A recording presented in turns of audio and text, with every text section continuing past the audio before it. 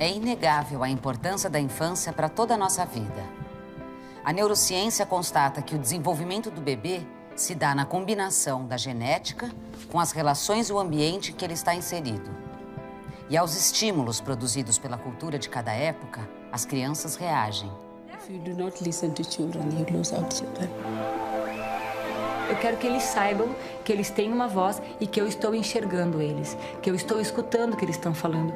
Eu queria ser uma mãe mais presente. Eu queria poder escutar eles. When you pay attention to the beginning of a story, you can change the whole story. O tempo da infância e a infância de nossos tempos. Tema desta série do Café Filosófico. A infância conectada. O valor da fantasia e memória. O lugar das crianças em nossas cidades e nas famílias.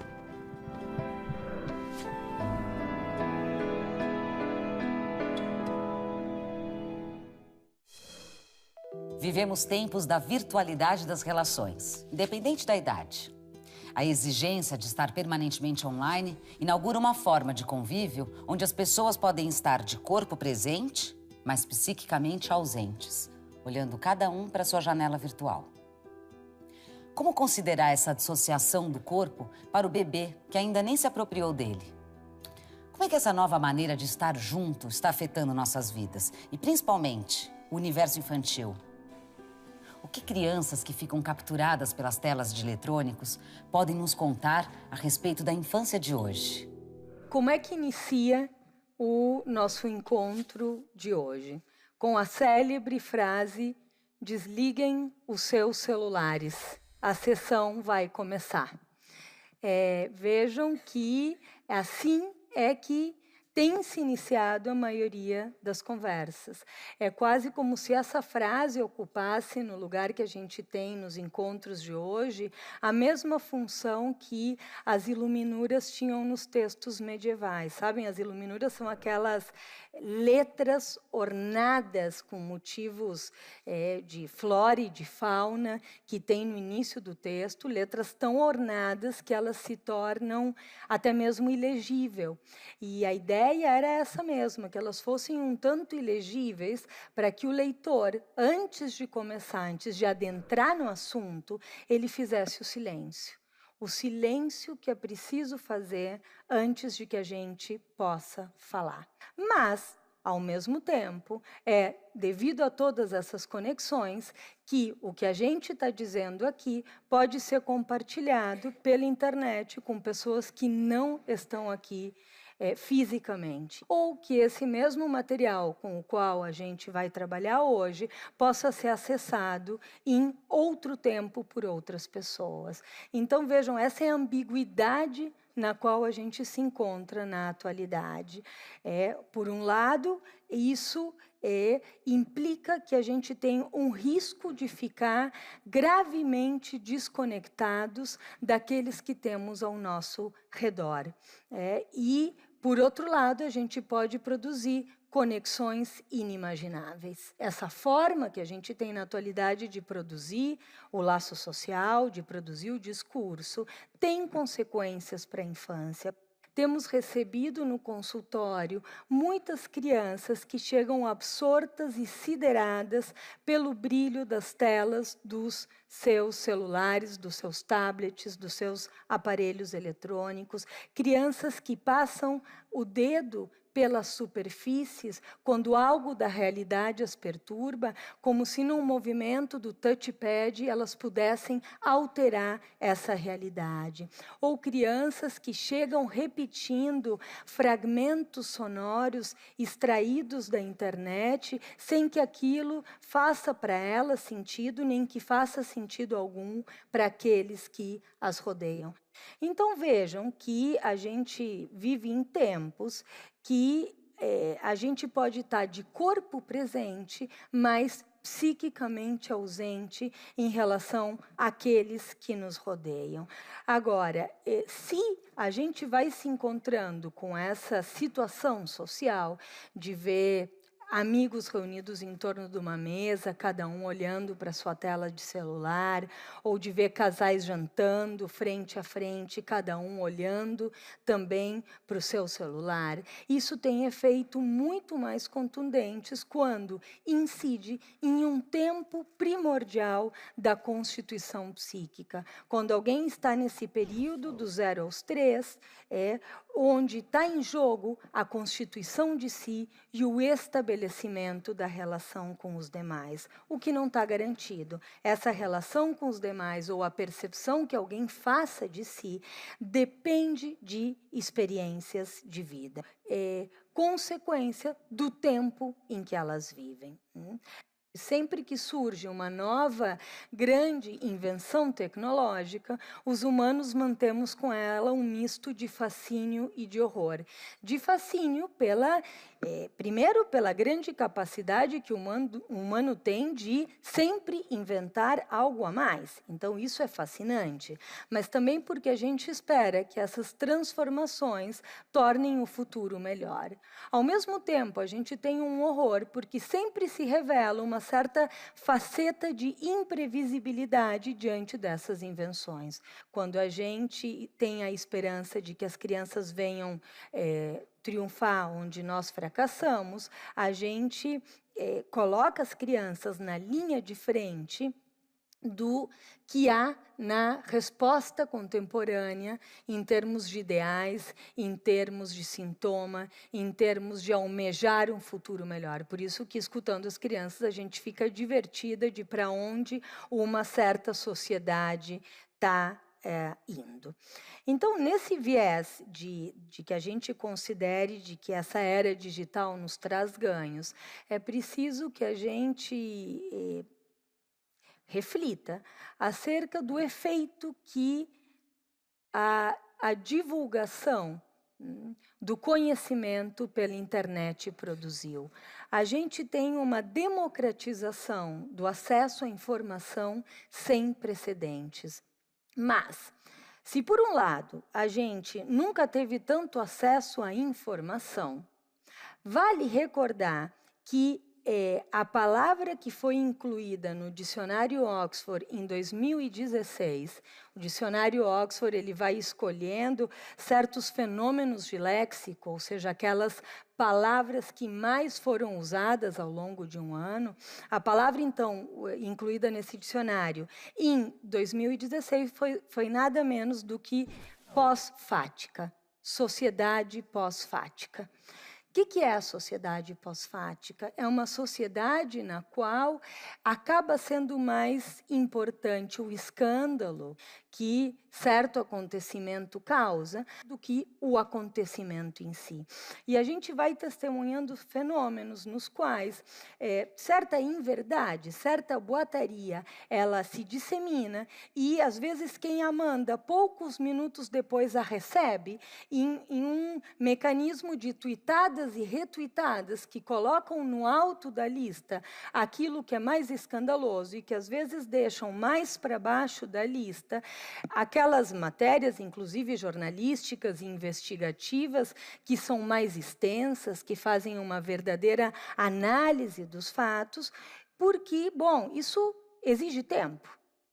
Se adentrar na complexidade de um fato exige um tempo, e a gente tem pressa. Então, muitas vezes, se prefere ficar na superficialidade escandalosa do que adentrar nas questões a fundo.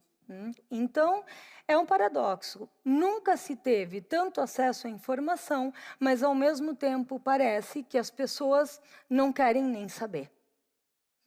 Esse é um acontecimento dos nossos tempos. Ainda situando o pano de fundo na qual se produzem essas intoxicações eletrônicas das crianças, é preciso dizer que em 2015 o termo foi emoji, junto com um novo verbo, até então não utilizado, que é o verbo visualizar. Agora resulta que todos nós não vemos, nem olhamos, nem lemos, nós visualizamos. É num golpe só do olhar que a gente pretende aprender o fenômeno. E aí, às vezes, a gente, entre um compromisso e outro, diz, eu vou aqui visualizar rapidinho. Mas não é rapidinho a resposta que a gente tem a produzir. Porque cada vez que a gente vê algo, a gente precisa refletir sobre isso antes de produzir uma resposta. No entanto, o verbo visualizar, ele instaurou uma urgência pela resposta. Porque se alguém visualiza a mensagem da gente e não responde imediatamente, isso desperta muita preocupação. Uma vez visualizado, é preciso imediatamente responder. E aqui vale a pena a gente recordar uma questão que o Lacan levanta acerca da questão do tempo lógico, que é uma diferenciação entre 3 tempos. O tempo de ver, o tempo de compreender e o tempo de concluir. O tempo de ver é o tempo no qual uma certa percepção chega até nós. É esse impacto sensorial que a gente tem quando percebe alguma coisa. O tempo de compreender é um tempo em que a gente lê essa percepção a partir de acontecimentos anteriores da nossa vida que fazem, então, com que essa percepção ganhe algum sentido para nós. E, então, a partir desse tempo de compreender, é que um sujeito, ele realiza um certo ato, ou seja, ele se implica numa decisão. E a gente escolhe o que fazer em função daquilo que a gente compreendeu. Bom, vejam que, diante desse verbo visualizar, é como se produzisse um achatamento entre esse momento em que eu vejo e a precipitação no ato. Ou seja, nos vemos todos impelidos a uma resposta, como se ela pudesse ser automática. É quase um crime, hoje em dia, dizer para uma pessoa: vou pensar no que você me disse, não sei o que responder. Ou seja, é um crime a gente ter esse tempo em que a gente já não tem uma resposta pronta. No próximo bloco... Logo a mãe vai lá no blog e diz, o que eu faço?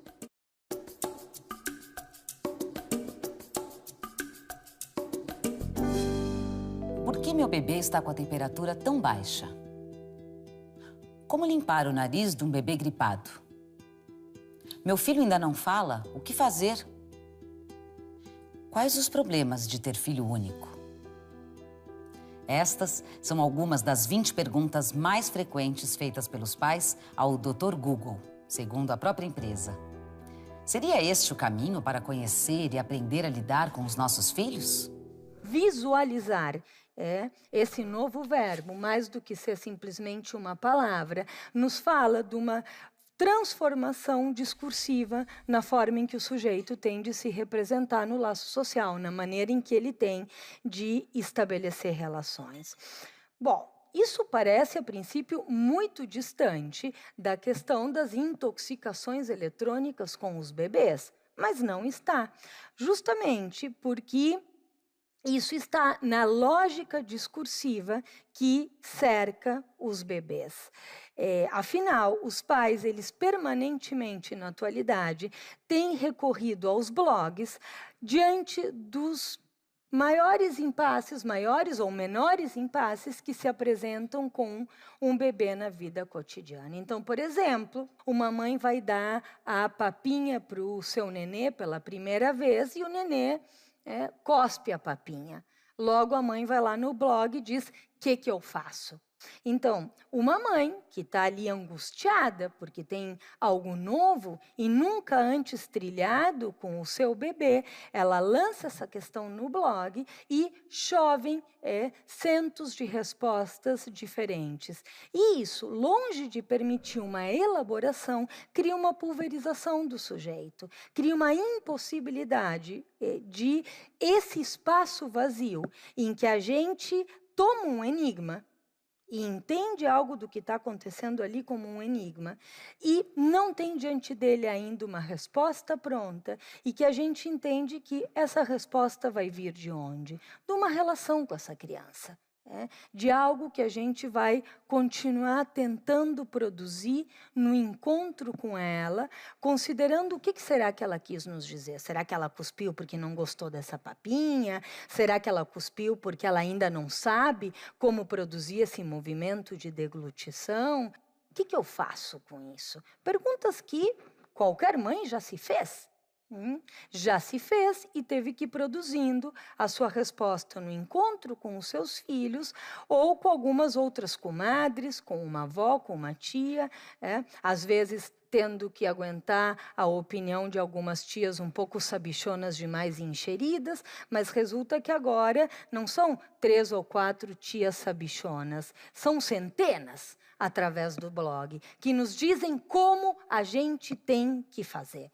Que sabem muito e que muitas vezes compartilham muito pouco essa dimensão do não saber e do dar o tempo necessário para construir uma resposta possível na situação singular de encontro de vida com essa criança. Quando não, se dá um Google e o Dr. Google, ele nos dá a resposta também. Ele, inclusive, não só nos dá a resposta, o Google, ele nos dá a pergunta, porque o Google tem as funções do autocompletar. Aqui vai se produzindo um fechamento dos sentidos em função do que é mais buscado. E a gente até duvida, porque a gente diz, bom, o que eu queria saber mesmo? Bom, talvez seja isso que o Google me disse, o que eu quero saber. Se auto-engendra uma repetição. Funciona dessa maneira. Então, os pais, muitas vezes, quando vão, então, para o Dr. Google, se encontram, inclusive, na internet, com listagens no sistema de checklist para fazer diagnósticos das crianças.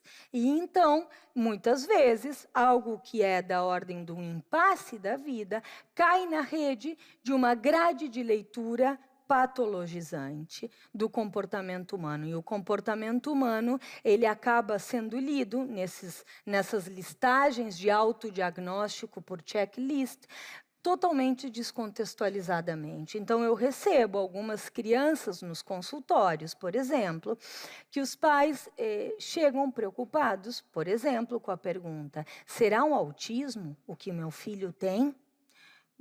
E eu pergunto, por quê? De onde veio isso? Eles falaram, por exemplo, que aplicaram protocolos e lá dizia, a criança, por exemplo, para crianças de 18 meses, a criança responde quando chamada pelo nome? É um indicador. A criança, ela fica mais de 2 segundos olhando para o seu olho? Então, os pais, por exemplo, começam a chamar Joãozinho, Joãozinho, Joãozinho. E a gente pergunta para os pais, você está chamando o Joãozinho para o quê? Para ver se ele responde? E a criança não responde, porque não se trata de convocá-la para algo que a interessa. Se trata de uma verificação vazia, que parte de uma lente que foi oferecida para esses pais para buscar indicadores patologizantes nos seus filhos. Mas ali não tem depende, não tem às vezes sim ou às vezes não. E o que importa no comportamento humano é quando a gente faz ou deixa de fazer alguma coisa. Ali não diz, por exemplo, seu filho responde quando chamado pelo nome para dar um beijo na tia-avó velha que ele nunca viu antes e que chegou de visita e pede um beijo? Não diz isso ali. Mas é em função disso que o comportamento humano se estabelece, dentro de certas coordenadas simbólicas.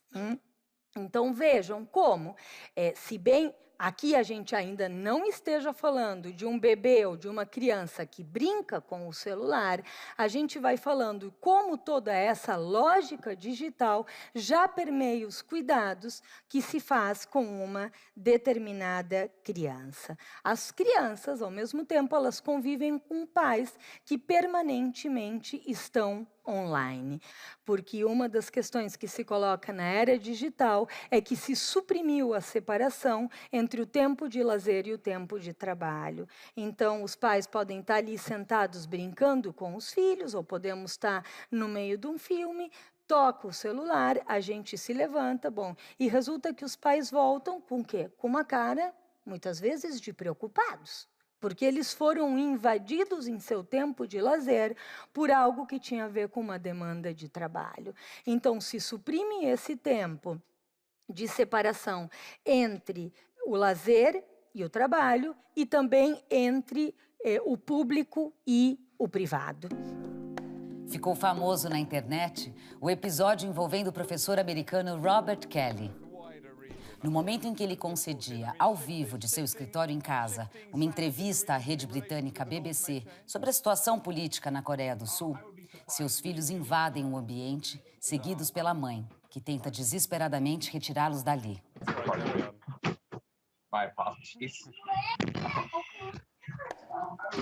O vídeo rodou o mundo e teve milhões de visualizações.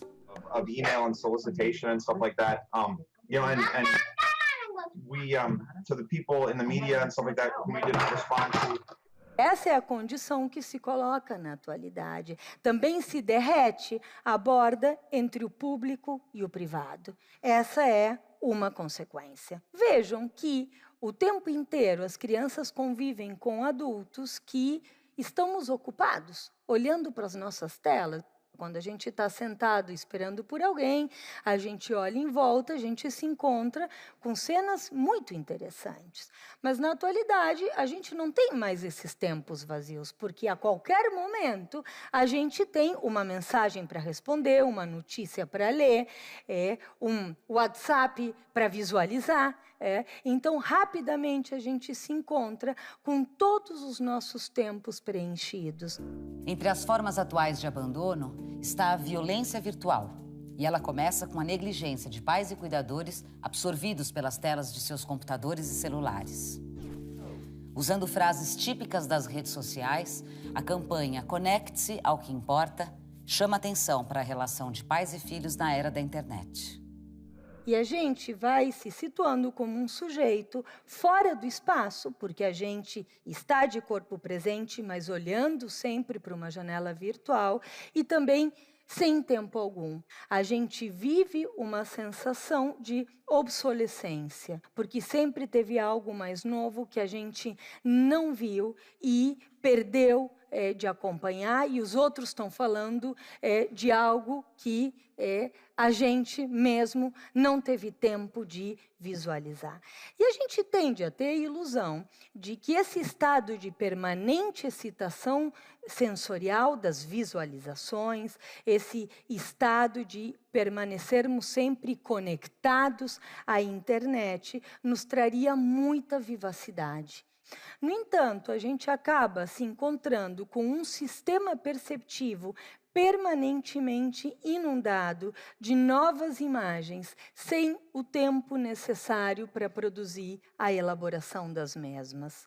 Porque a elaboração, ela precisa de um jogo que é entre a vivacidade, entre essa intensidade que as cores têm quando a gente percebe, o movimento do esquecimento e o movimento da evocação, em que talvez as cores apareçam de uma maneira um pouco mais esmaecida, mas que, em todo caso, a gente vai recortando dessas cenas aquilo que nos interessou. Isso é extremamente necessário para a nossa elaboração. No entanto, quando a gente vive com um estado perceptivo permanentemente inundado, a gente fica um pouco como essa caveirinha, a gente fica mortificado pelo excesso, sem ter tempo para elaborar. No próximo bloco... Se a criança está exposta a esses aplicativos, quem é o outro dessas crianças?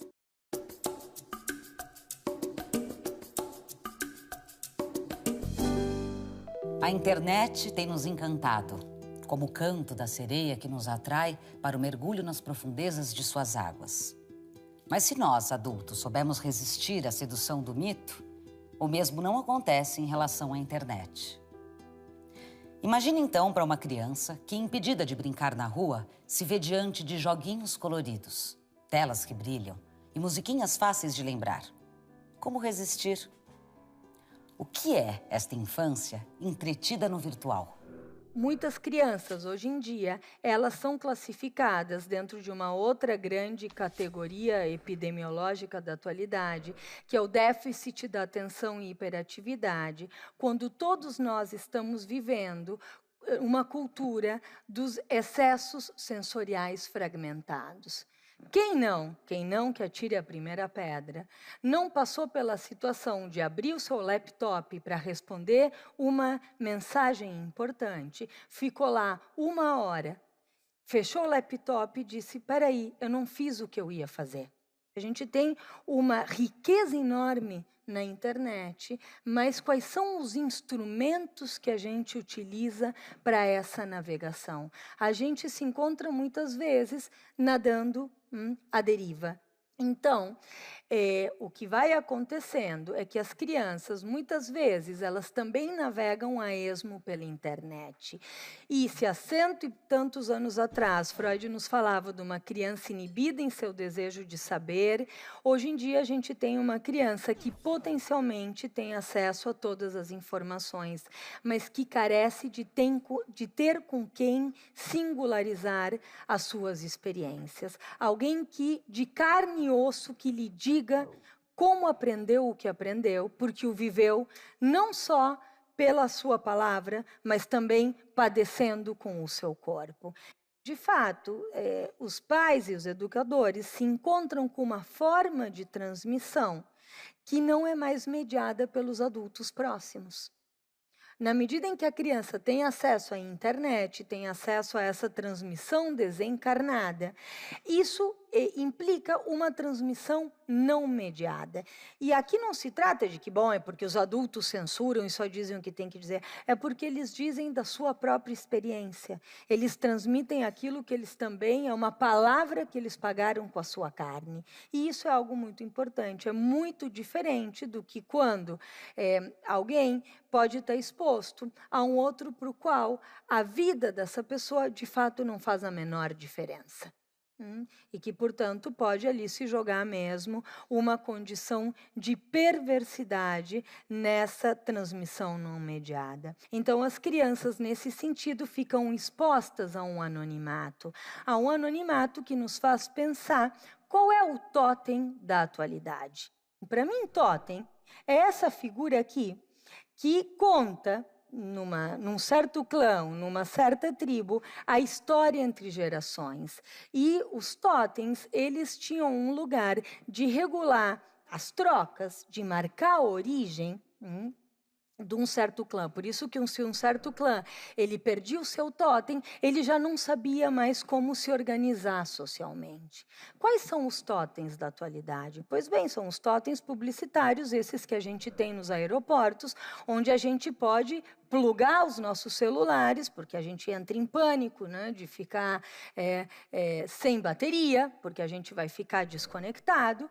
E vejam, mas qual é a nossa referência simbólica? A nossa referência simbólica mudou. O totem não é mais o mesmo. O Google é o grande outro do sujeito contemporâneo, porque ele tem uma condição de onisciência, de onipotência e de onipresença. É por isso que a gente precisa pensar a modificação subjetiva e discursiva que se produz quando o totem ele deixa de ser uma referência que nos tira de um anonimato, nos ligando aos nossos ancestrais, ou seja, nos trazendo a referência daqueles que vieram antes de nós e que não estão mais vivos, mas que nos situam em relação a uma herança simbólica, e é aquilo que a gente vai fazer com isso. Mas o que acontece quando, em vez de ter esse totem que marca essa história, a gente tem um totem que não representa o morto, porque ele está sempre vivo, e ele é permanentemente recarregável, né? A gente, de fato, modifica a nossa forma de estabelecer os nossos registros e as nossas memórias. Então, isso não é sem consequência. É porque a gente vive tendo a ilusão de que está tudo lá. Por isso que, por exemplo, quando a gente perde algo e não tem o backup, a gente entra em pânico, porque a gente pensa que a gente não sabe mais. E como é isso da gente poder recorrer às nossas próprias memórias? Como tem acontecido isso de que as pessoas, elas fazem, em vez de produzirem uma narrativa de si, a sua história, uma sequência de imagens de Facebook. Eu ainda me pergunto como vai ser para as crianças de hoje em dia, no futuro, terem tantas filmagens e imagens de si no passado. Ou seja, que diferença isso tem? Em relação àqueles que talvez tínhamos alguma fotinho que outra, algum slide cheio de teia de aranha, né? Ou algum filminho, porque algum tio mais tecnológico resulta que tinha comprado uma câmera e nos filmou 2 minutos e é tão esquisito depois a gente se vê falando e em outro tempo. Quando a gente vê as crianças, elas mesmo interagindo com esses aplicativos, a gente fica fascinado com a capacidade que as novas gerações têm de navegar por ícones. A primeira vez que eu peguei um celular com ícones, eu perguntei: onde estão as instruções? E claro que meus filhos riram da minha cara. Não tem instruções, a gente vai clicando. Porque a lógica com que os aplicativos dos ícones é feita é uma lógica binária, on-off. Você vai andando, mas numa escolha, sim, não, sim, não, sim, não. E após sucessivas escolhas, sim, não, você vai parar em algum lugar, talvez não onde você queria, mas vai parar em algum lugar. No entanto, a gente não fica com isso advertido de que a lógica de uma conversa ou a lógica de uma brincadeira compartilhada, ela é muito mais complexa, porque ela é uma lógica em rede. Quando a gente conversa com outro, a gente tem que considerar a polissemia da linguagem, o mal entendido, o outro não necessariamente entende aquilo que a gente quis dizer, e os próprios equívocos e atos falhos que a gente pode cometer. Tudo isso está suprimido desses aplicativos. Então, vejam, brincar e conversar é muito mais imprevisível, porque implica essa lógica em rede. As crianças, elas preferem ficar olhando para os celulares do que entrar em relação com o outro. Preferem a lógica fixa do aplicativo do que o trabalho que dá chegar para o outro e dizer: oi, tudo bem? Quer brincar? Porque quando a gente diz isso para o outro, onde é que a gente vai parar? Dá uma trabalheira danada estabelecer uma ficção compartilhada. Brincar com o outro não é para nada fácil. A gente, quando brinca, partilha de dramas éticos fundamentais. E a gente tem que ter alguma afinidade para poder brincar junto com alguém e construir essa ficção tão trabalhosa, certo? A brincadeira, ela também tem uma trama, uma coerência interna de uma boa ficção. A gente pode passar do fundo do mar até o alto da pirâmide, mas a gente vai ter que descobrir como, se é por um feitiço, por uma cápsula de teletransporte.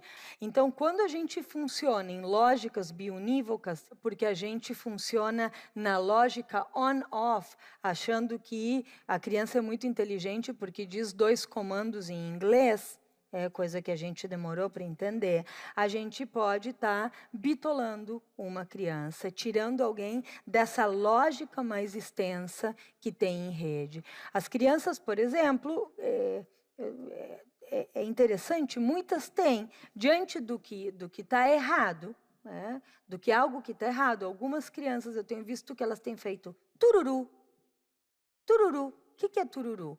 É o barulhinho que tem no aplicativo quando algo dá errado. Então, elas dizem tururu, elas ficam parasitadas. Ou algumas crianças que brincam acompanhando essa brincadeira do tantaran, taran, taran, taran, taran, taran, taran, taran. E o que é isso? É a musiquinha do aplicativo. A gente poderia se dizer, né, essas crianças falam? Bom, falam ou repetem?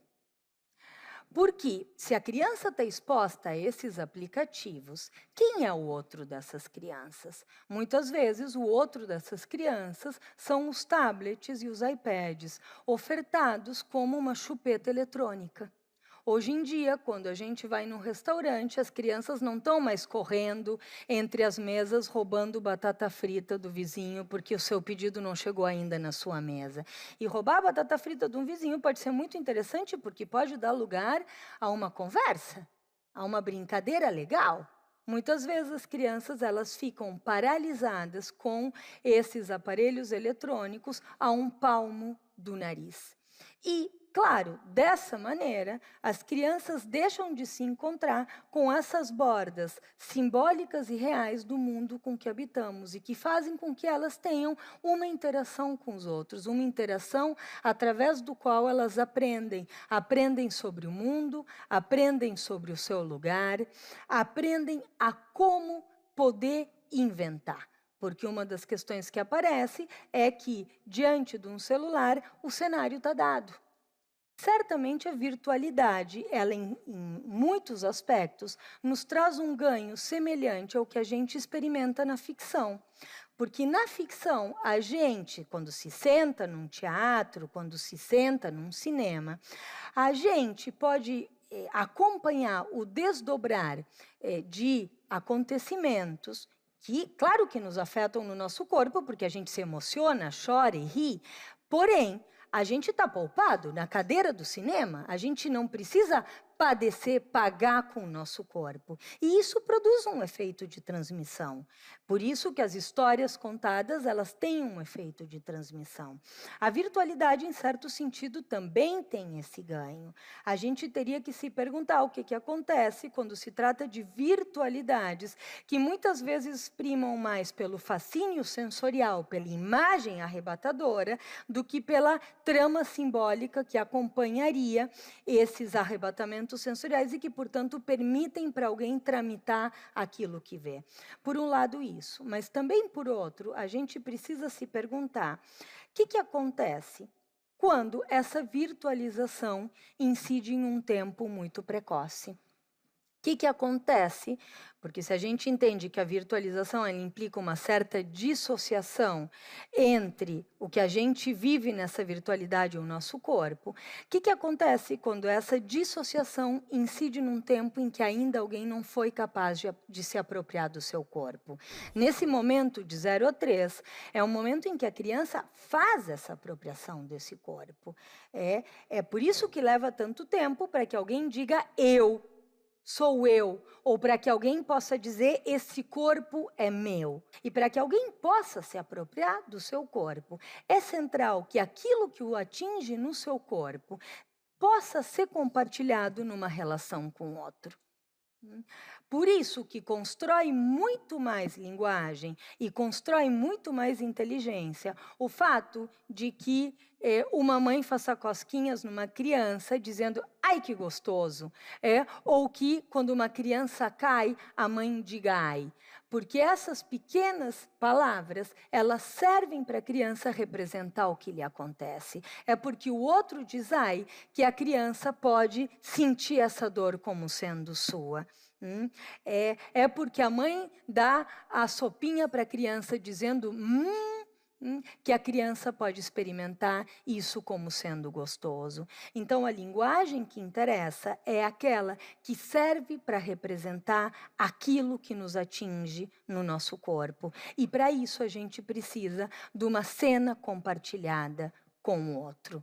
A gente pensa que seria possível fazer uma transmissão para as crianças através, agora, das telas de cristal líquido. Só que para que alguém possa se representar na linguagem, possa, então, fazer o uso da linguagem para dizer o que sente e o que importa para um outro, é central e decisiva essa relação com o outro. Nós não vamos sem um outro de carne e osso na primeira infância. Queria trazer para vocês também outro grafite da cidade de São Paulo, que é um bebê que caminha em relação a uma tela de celular dizendo mami. Trago isso para pensar e para recuperar a importância que é estar com as crianças, estar para valer, compartilhando aquilo que interessa, num tempo em que, muitas vezes, os pais acabam, diante de toda essa publicidade, considerando que a melhor coisa que eles poderiam oferecer para um filho é um carrinho de bebê que já vem com um tablet acoplado, como tantas vezes eu vejo passar pelas ruas. No próximo bloco, quais são os estímulos que são favoráveis para produzir interconexão neuronal?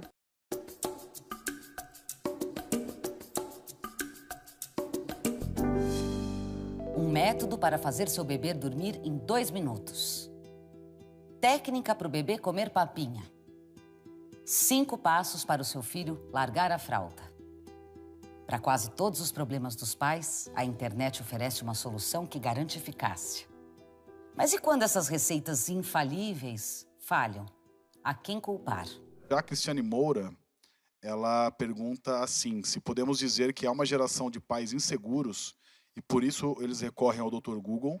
O que tem acontecido é que tem se produzido uma substituição da transmissão entre gerações e, cada vez mais, as formas de educar e criar as crianças passam por métodos e técnicas que fazem das crianças objetos de uma boa aplicação. A gente tem técnicas para fazer dormir, técnicas para fazer comer, técnicas para o desfraldamento.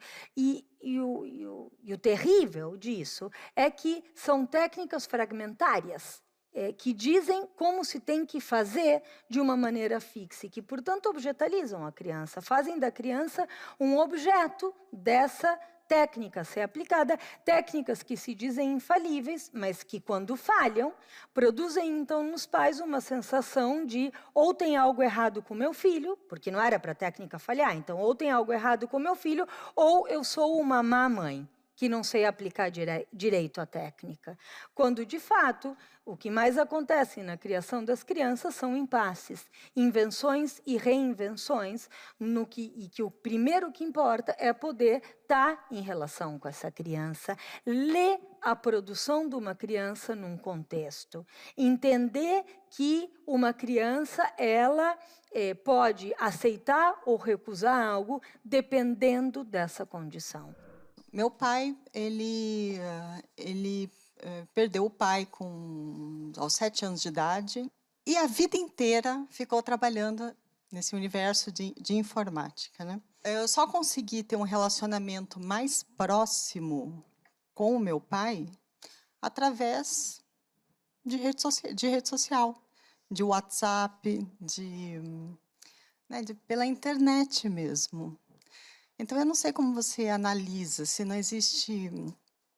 isso é baseado em algo que já é doentio ou que exista algum aspecto positivo nisso. Em cada época, uma sociedade tem os seus ideais e os seus sintomas. E por isso que a gente tem que escutar o que nos dizem as crianças de hoje, como elas sofrem. Porque, sem dúvida, a internet ela permitiu a produção e a reconstrução de muitos laços. Vejam, por exemplo, como gerações inteiras que se afastaram, amigos de juventude que se perderam, por exemplo, por ditaduras militares, depois se reencontraram na internet, quando nem sequer sabiam se os amigos daquela época ainda estavam vivos ou mortos, porque foram parar no exílio. Então, tem um enorme valor isso. Tem um grande valor de que essa criança que está reclusa no espaço doméstico, porque ela está proibida de circular na rua, porque também tem essa cultura do medo, né? Da paranoia social. Quantas vezes as crianças fazem a lição online junto com seus amigos? E essa é uma maneira que eles encontram de estar de uma forma muito menos solitária. Por outro lado, tem sido muito frequente que os educadores nos digam o quanto o recreio ele tem sido extremamente, com brincadeiras extremamente obscenas e violentas. Porque como é se relacionar com outro de corpo presente quando a gente se acostuma acostumou a se relacionar com outro que está com o corpo ausente, só virtualmente ali. Não é a mesma coisa. Ou seja, se eu me relaciono virtualmente, eu não tenho a chance de produzir uma passagem ao ato, de pôr a mão onde eu não posso pôr, que é diferente do que quando o outro está ali. Então, são essas nuances que a gente precisa pensar. E ter o cuidado de adentrar nessa discussão com complexidade e não na polarização que tem conduzido a maioria das não conversas hoje em dia, que é pelo fascínio ou pelo horror, simplesmente. Eu trabalho com inovação e inovação é sempre olhar um pouquinho para o futuro. Se a criança hoje ela tem essa ligação com o mundo digital, é porque a nossa geração é muito mais digitalizada do que a geração anterior. E posso estar errado, mas eu imagino que a próxima geração vai ser um pouquinho mais ainda. Como você acha que as próximas gerações vão lidar com esse novo mundo muito mais online do que é hoje? Vai ser possível controlar o excesso? A gente vai ter que se adaptar com esses distúrbios gerados por esses novos costumes? Primeiro que é diferente a gente falar do que são esses apetrechos do 0 aos 3, ou seja, num momento em que a apropriação do corpo e a relação com o outro não está estabelecida, do que falar em tempos posteriores. Agora, é fato que tem se produzido menos brinquedos para crianças de 6, 7 anos, ou seja, o objeto brinquedo ele tem sido menos produzido, porque as crianças elas brincam mais digitalmente. E há jogos com lógicas muito diferentes. Não está comprovado para nada que jogar jogos violentos, digitais, torne a pessoa mais violenta. Porque isso está numa esfera ficcional. Essa é uma diferença, uma importância entre a ficção e a realidade. Agora, deveria nos preocupar que, por exemplo, até mesmo a Associação Americana de Pediatria diga que esses eletrônicos na mão de pequenas crianças não produzem um efeito favorável. E vou dizer por quê. O sistema de representação para uma criança de 0 a 3 está nos seus primórdios. Kandel, o mesmo autor que cunha o termo plasticidade neuronal, ele nos diz que o nosso cérebro não nasce pronto. Então, se o cérebro não está pronto, ele precisa de estímulos. Quais são os estímulos que são favoráveis para produzir interconexão neuronal? E ele faz uma experiência muito simples e, ao mesmo tempo, muito reveladora. Ele coloca uma série de crianças de 1 ano e meio numa sala com uma bola vermelha. E algumas crianças vão até ali e outras não ligam a mínima. Na sequência, ele diz para os pais dessas crianças que ofereçam essa bola para as crianças como eles costumam fazer. Então, os pais vão lá e falam com seus filhos e dizem: olha, que bola bonita, vamos brincar para jogar futebol? E as crianças, então, a partir daí, a maioria vai até a bola. Pergunta: onde está o estímulo? Na vermelhidão da bola e na forma esférica? Ou na maneira em que os adultos tendem a apresentar para as crianças esses estímulos do mundo numa rede em que ela tenha significação? Bom, e Kandel conclui: a maneira que os adultos têm de falar espontaneamente com as crianças cria interconexão neuronal, porque liga o percebido à sua representação. Liga a palavra com a coisa, fazendo com que esse percepto tenha um sentido. Então, isso não tem como acontecer de uma maneira desencarnada. Quando a gente fala com uma criança, a gente modula a voz de uma forma endereçada para ela. Porque quando a gente conta uma história para uma criança, a gente está atenta à carinha dela, à gestualidade que ela faz, ao momento em que ela se detém. E às vezes a gente nem precisa contar a história até o fim. A gente para naquela cena, naquela parte. Então, ali se produz uma transmissão singularizada. Uma transmissão em que quem está com a criança é afetada pelo que afeta a criança. E ali a palavra assume o seu verdadeiro lugar de permitir representar o que se passa no nosso corpo. Então, aqui tem algo pelo qual a gente precisa zelar. Aqui tem algo que no início da vida não é sem consequências. Para onde vamos? Mas eu posso dizer o que a gente tem testemunhado aí. Usos muito interessantes e usos que são compulsivos e intoxicantes, que tiram a criança da relação com o outro. Mais reflexões no site e Facebook do Instituto CPFL e no canal do Café Filosófico no YouTube. Eu não sei se isso parece ser um grande desencontro de gerações. Fulano estava enjoadinho, não queria comer porque estava gripado. Encontrei a solução. Pufit, prende o celular na alça do sutiã e então ele mama, assistindo o seu desenho preferido.